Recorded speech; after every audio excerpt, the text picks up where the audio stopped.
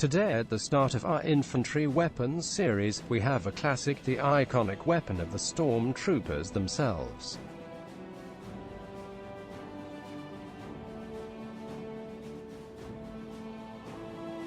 The E-11 blaster rifle is a light but powerful weapon manufactured by Blastech Industries.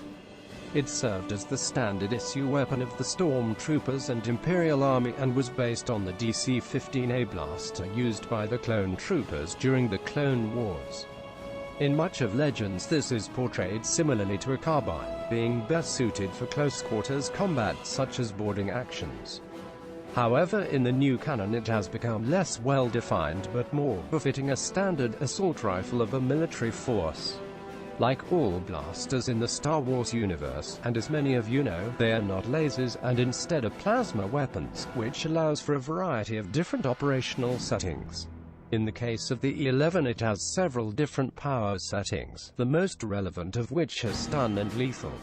The entire rifle is well made with a mounted 2x scope and folding stock. The weapon is the size of a submachine gun, being just under half a meter long and weighs the rather realistic 2.6 kilograms. In Legends it used to have an extremely short range for a rifle, much more similar to a small submachine gun with an effective range of 100 meters and a maximum range of 300 meters. For comparison, modern assault rifles typically have effective range around 400 meters and can generally be considered lethal at over 800 meters, and although not particularly useful, the bullet can travel over 2 kilometers. New information simply states that it has an impressive range. Given the common use of the rifle as the multi-purpose weapon of the entire Empire, we can likely assume an effective range in the region of 200 to 300 meters. We don't have any exact figures, but there are several reasons for this supposition. Primarily, the weapon is still relatively small compared to blaster rifles used in large-scale wars, like its predecessor. Secondly, is the keeping with generalization of all Imperial equipment, this range is very much in the vein of good enough. Enough range for most battles, while a small enough weapon for most situations. Regardless, standard weapon ranges is a surprisingly interesting topic that I will go into in another video. Still, this does turn what would be a near-uselessly short range for a rifle into just a short-ranged rifle, or a larger SMG. It was said that earlier versions of this rifle had significant kick, however we never observe any sizable amount of recoil and it has not been made a point of again, so it can be safely assumed that the E-11 is not a difficult weapon to handle. There have also been no real mentions of accuracy, so we can assume that it also has reasonable accuracy over its optimal range, which would still be quite poor for a rifle. This is rather simple, as the weapon's capacity is listed in several sources and it is consistent throughout. The E-11 has a rather spacious 100-shot capacity in a comparatively small power cell. Alternatively, it could instead use a plasma gas cartridge which is good for 500 shots. There is not a great deal of information on how fast blaster rifles can fire, and we never see them being used fully automatic within the movies. This leaves us quite far down the canonicity ladder of using statistics from the weapon in the Battlefront games.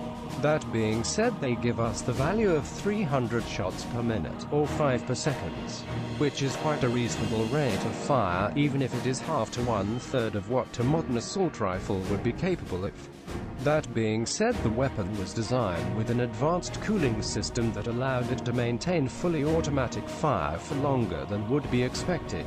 This would certainly be useful given the large capacity of the weapon. It is difficult to judge how powerful the E-11 is, as it is rarely compared to anything, leaving us with mostly visual indicators of power and occasional mentions of armor's ability to defend against them. Examining the surprisingly rare shots of blaster fire against known objects, particularly the trees of Endor and the ground at Scarif. Also a large amount of people who are basically wearing t-shirts.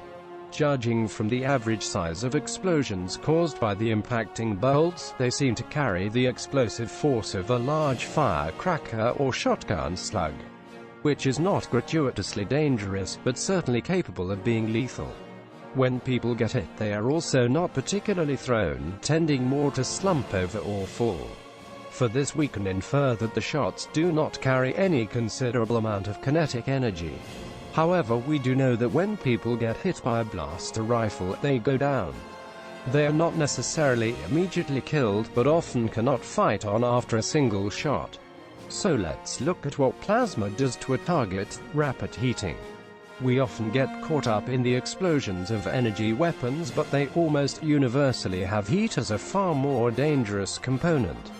To put that in context, the plasma we use today in our plasma cutters is around 20,000 degrees Celsius.